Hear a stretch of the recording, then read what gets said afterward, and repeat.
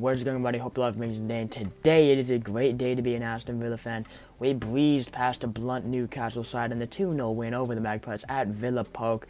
What a day it was, and a Newcastle side who are now asking questions of Steve Bruce. Is he going to go? I don't know, and I don't really care, to be honest, because Villa showed real class today, especially in the first half. I'm going to be reviewing all the points in today's video, and before we get into it, make sure to hit that subscribe button and like the video if you end up enjoying it as well. I've got just trying to see what I can do in 2021 in terms of subscribers, views, and my whole YouTube channel and all of that, because I've been getting great support as well, and I think 2021 is definitely my year to kick off on the platform. But anyway, let's get into the video. Alright, so we're going to start off with how I think the whole timeline of the game played out in chronological order, and then I'll get into the individual performances later, and what I think of certain players, my man of the matches, my good performances, and all that stuff as well. But overall, in the first half, I think for the first 5 minutes or so, Newcastle were the better team. We were on the back foot, and they had more of the ball in our half, and they were just kind of playing around in our half. We kind of sat back a little bit, and it wasn't the start us Villa fans were looking for, but after the first 6 minutes, something switched, and we just piled on the pressure relentlessly. We had one attack, and then that changed the entire game, because then in the 11th minute, of course, Telge hits a cross, and it hits Fabian Schär, bounces up, and Watkins rises highest to beat Carl Darlow to the header and puts it in the bottom left corner beautifully. You can't let Ollie Watkins get a free ball in the 6-yard box. He's just going to put it in the back of the net. He just does. Whether it gets disallowed by VAR, I don't know. It seems to happen quite often.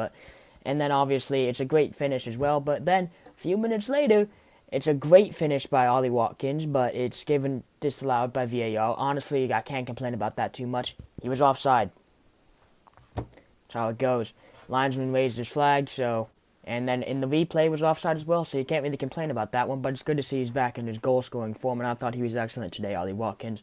I haven't given him my man of the match, but we'll get on to more of that later. And then, of course, in the 42nd minute, it's a great set-piece play. We get off the corner. We get it back to Bertrand Traoré, who plays it to Jack Grealish, who sees a phenomenal pass and a phenomenal run by Bertrand Traoré into a pocket of about 4 or 5 yards of space. And Traoré, on his supposed weaker right foot, bangs it in with a top-class finish off the underside of the bar into the top right corner. There's not a keeper on the world that's getting anywhere near that strike, and it was legit. That was a legit play. That was definitely a training ground play that we've worked on. And it just shows the quality that we have in this Aston Villa team, that we can make plays on the training ground and then improvise them in the game as well. Because set pieces, plays aren't always going to work. They're not rigid plays. You have to improvise a little bit because everything's not going to go your way on a set piece. So to see our improvisation there and our skills on the ball and how I move the ball about a team that's mainly going to sit back more. Newcastle are not a very adventurous side. They're going to try to scrap 1-0 wins, 0-0 draws, all this kind of stuff. For us to put two past them in the first half and just be so convincing on the ball is great to see for this Aston Villa side. And then for the second half, there's honestly not much to talk about. We had majority of the ball. I think we had something like 63% of the ball, and we just passed around. We were very conservative. Newcastle never really threatened, even when St. Maximin and Ryan Fraser came on, never threatened. It was good to see Trez get back on the pitch as well. El Ghazi and Ramsey came on as well. And it was just a blunt second half on both sides. It wasn't a very entertaining second half. We did what we needed to do and we grinded out the win. But now I'm going to talk about the individual accolades I'm going to give for this game and certain individuals' performances. My man of the match, I'm sorry, I just kind of have to. It's Bertrand Traoré. I love watching him play so much. He's such a skillful player. He's so fun to watch when he's got the ball at his feet. You know he's going to try to do something. It might not always work, but he's going to go for it. He loves to take players on and he loves to make adventurous passes. He's very good with the ball at his feet, and he's got the audacity to go at players and try to make killer passes, try to make cross-field passes. He's just one of my favorite players to watch. He's so fun when he's on the ball. He's so free. He's got so much natural talent. He just grows at players, and he's really showing his finishing ability as well. That's his weaker foot. Bertrand Traoré is known to be notoriously one-footed, and that's his right foot, and he's banged that into the top corner off the underside of the bar. That's 2 goals out of 4 in the Premier League with his right foot this season, given one was a tap-in against Crystal Palace. But still, 2 goals with his right foot. He's getting much better with his weak foot as well, and clearly Dean Smith values him very highly because he's ahead of a lot of talented players in the pecking order. Trezeguet's back in the mix. El Ghazi was almost December Premier League Player of the Month, scored 5 goals in 5 games. He's keeping these types of players out of the starting lineup, which just shows how much of a good player he is. plays. Because a confident Anwar El Ghazi, I agree with Dean Smith, a confident Anwar El Ghazi can make it into a top 6 side. He is a phenomenal player, and Bertrand Traore is showing skill and showing adventure and just showing tactical freedom almost, and he's showing how he fits perfectly into this Aston Villa team, and especially this Aston Villa attack. He's a crucial part of it, and he's always adventurous when he has the ball at his feet. I just love to watch him.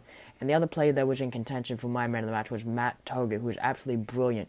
He showed some tactical naivety last season in the defensive half, but this season he's been so disciplined, so steady, very consistent, especially going forward. He had a very good cross into Fabian Schär's feet that bounced up and into Ollie Watkins. Boom, header first goal that set the tempo for the whole of the game. Matt Targett was superb, didn't get beat once. I don't remember him getting beat on his side. To be fair, Newcastle barely threatened. And he keeps the ball when he has to. He made that one slide tackle, which was absolutely super point. What a challenge that was on Manquillo, when he just went in guns blazing and caught the ball and the man. But, we don't care about that. He got the ball. Brilliant challenge from Matt Targett. Brilliant game from Matt Targett, but an even better game from Bertrand Traore. Okay, so the next player I want to touch on is our steady Eddie at the back line, and that is, of course, the absolute tyrant that is Ezri Konsa, Mr. Consistent for Aston Villa. What a player he is. Never puts a foot wrong, Ezri. He's just always in the right place at the right time, puts his body on the line, shows incredible team spirit. I absolutely love Ezri Konsa. Definitely a future England centre-back as well. He was brilliant again today, and you got to remember that Andy Carroll is a hard player to deal with. He's a big lad, and he's willing to stick his body into players to make things difficult. So for Ezri Konsa and Tyrone Mings, who I also thought was pretty good today, to handle him so well is very encouraging. Callum Wilson is also very dangerous, and there was one time when Ezri Konsa stopped him on the breakaway, which was very impressive, and Ezri was very comfortable with the ball at his feet today. So that's very good to see as well. But another player I want to talk about is how seamlessly Marvelous Nakamba slid into this Aston Villa 11. He was very good with the ball at his feet, Marvelous was, and he was also very good at his main job, which is defending the backline. There was one time when I think it was Callum Wilson that was on the breakaway when Marvelous tracked back and showed a good amount of speed to get his body in front of the ball and get the ball out for at least a corner, and then he even tried to clear it as well, showing great team spirit. Main thing with this Villa team is we're showing team spirit and we're showing a lot of camaraderie, which is winning us games and getting us points and getting us clean sheets as well, stopping goals from being scored, because Emi Martinez was not troubled today. I'm not even going to talk about him, and he's normally brilliant, Emi was, but he wasn't troubled. He didn't have to make too many saves. But Nakamba is the perfect backup option to have in the Premier League. He's a player who's content with sitting on the bench. He's great in the dressing room. All the lads love him, and he's also very capable on the pitch in the Premier League. He's a hard-hitting midfielder who's going to track back and run for you, who's never going to get out of stamina, who's never going to get tired, all this stuff. He's just brilliant. He's brilliant to have as a team player, and he does his job very well when he does it. And if either McGinn or Douglas Luiz is on bad form, he can stick straight into that starting 11, and you probably wouldn't even notice the difference in the defensive half, at least. In the attacking half, you might, because I think we can all see that Marvelous Nakamba is not the most attacking-minded player. He kept the ball very well today, to be fair to him.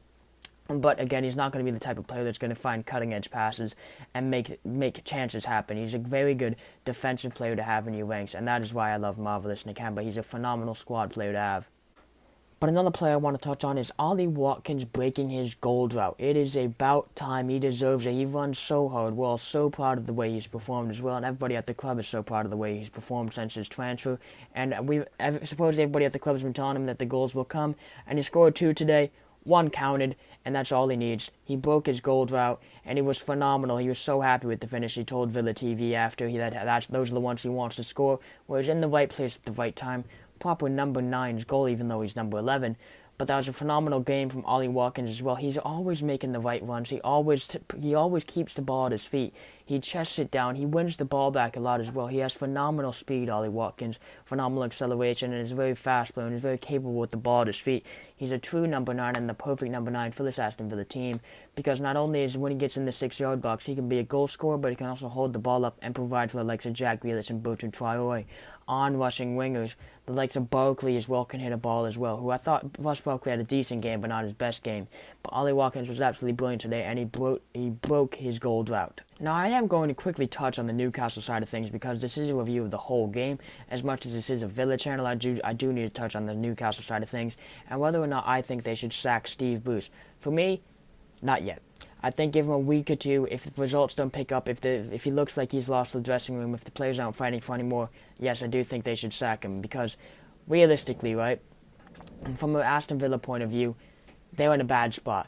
The Newcastle job is a poison chalice at the moment. They're walking into a group of players that most of them that were just about good enough to cut it in a low-level Premier League team. You're going to need a very good manager to get the best out of these players. And right now, it looks like they're going to be in a relegation scrap, Newcastle. But unfortunately, if you walk into that job, you're getting some skillful players. A Callum Wilson who can score 15 goals in a season in a good year. And then you've got the likes of Alan St. Maximin who can blow your breath away on certain days, but can also disappear into fog on certain games as well. It's a poison chalice Newcastle job, and they're not getting any funds. So who would want to take that job? It's just going to be a temporary manager for another month or so. So I'd give Steve Bruce some time. But I'd just give him some time. If the results don't pick up and he's lost the dressing room and the players aren't fighting anymore, then sack him. But that would be my last resort because nobody's going to want to take this Newcastle job. No offense, Geordies. Let me know your opinions in the comments down below. But that's going to do it for today's video. I hope you all enjoyed it. Those are the games that are going to win us European qualification this season. Convincing games where we just outclass teams.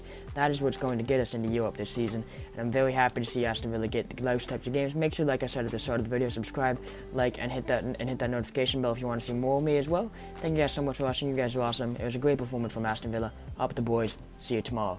Peace.